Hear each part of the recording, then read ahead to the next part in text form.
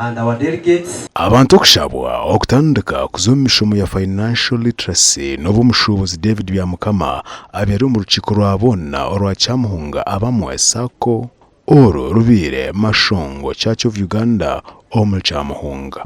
Save me today and I save you tomorrow. Mweshu wata saving jira hatiya ni kusaving eteya ni nchakari. So mwene mpitibira beno ukora urebe ngo wajarachi wayinjira kusavinga kandi utakaruha save.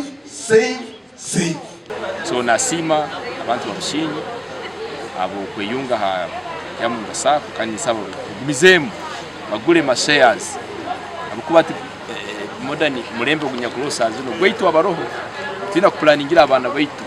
Chairman board awa Kyamuhunga abamwe Sacco Rogers Byarahanga ayanjirira ba member ebyo ebikozirwe. 2022 twatwine loan portfolio ya 1 billion na n'izindi sente kokatwine billion ina.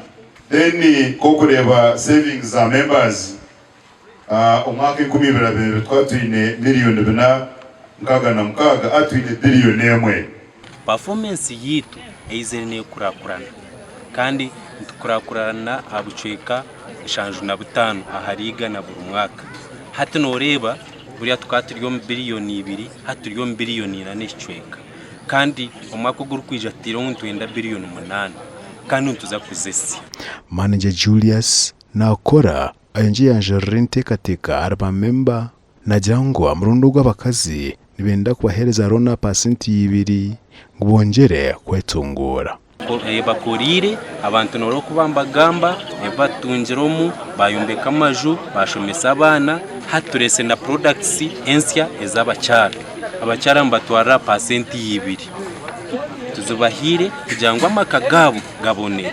Abataka bashabirwe okugura emigabo ombwinji nibarabone kutunga sente na munonge za roni ombwinji. Ba promoters nukoman ga Sacco so ntubashaba ngwimwe mwena baryaha mugure mugabo mujongera ryezo nangwa na bimwe ebinkozire namana ga banka yabamwe Kyamuhunga Sacco ngasima Kyamuhunga abamwe Sacco obahati sakeji eina mataji 5 ene ba member abarengere omu 10 amakuraga gasha kwa Abraham Muganzi.